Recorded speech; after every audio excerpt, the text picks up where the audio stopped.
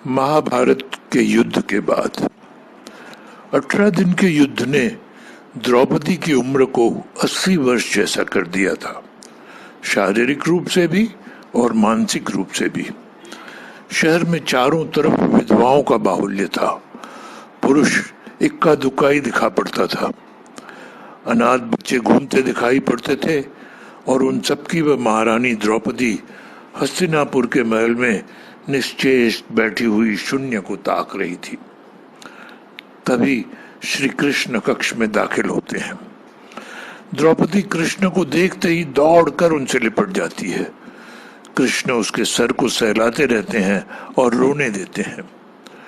थोड़ी देर में उसे खुद से अलग करके समीप के पलंग पर बिठा देते हैं।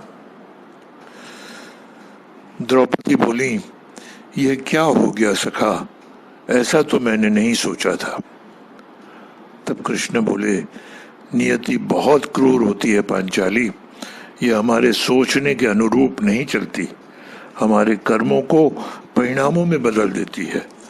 तुम प्रतिशोध लेना चाहती थी और तुम सफल हुई द्रौपदी। तुम्हारा प्रतिशोध पूरा हुआ। सिर्फ दुर्योधन और दुशासन ही नहीं, सारे कौरव समाप्त हो गए। तुम्हें तो प्रसन्न होना चाहिए। सखा, तुम मेरे घावों को सहलाने आए हो या उन पर नमक छिड़कने के लिए? नहीं द्रौपदी, मैं तो तुम्हें वास्तविकता से अवगत कराने के लिए आया हूं। हमारे कर्मों के परिणाम को हम दूर दूर तक नहीं देख पाते हैं और जब वे समक्ष होते हैं तो हमारे हाथ में कुछ नहीं रहता। तो द्रौपदी बोली, तो क्या इस युद्ध के लिए पूर्ण रूप से मैं ही उत्तरदायी हूं कृष्ण?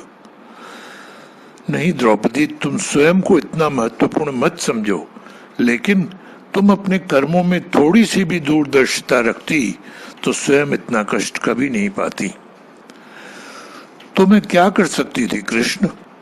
कृष्ण बोले, जब तुम्हारा स्वयंवर हुआ तब तुम कर्ण को अपमानित नहीं करती और उसे प्रतियोगिता में भाग लेने का एक अवसर देती तो शायद परिणाम कुछ और होते।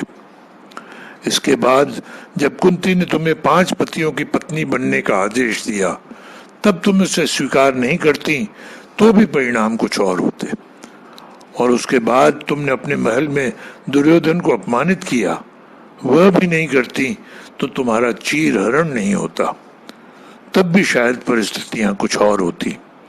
हमारे शब्द भी हमारे कर्म होते हैं द्रौपदी, और हमें अपने हर शब्द को बोलने से पहले तोलना बहुत जरूरी होता है, अन्यथा उसके दुष्परिणाम स्वयं को ही नहीं अपने पूरे परिवेश को दुखी करते रहते हैं। संसार में केवल मनुष्य ही एकमात्र ऐसा प्राणी है जिसका जहर उसके दांतों में नहीं, शब्दों में है। इसीलिए शब्दों का प्रयोग सोच समझकर करिए। ऐसे शब्दों का प्रयोग करिए जिससे किसी की भावना को ठेस नहीं पहुंचे।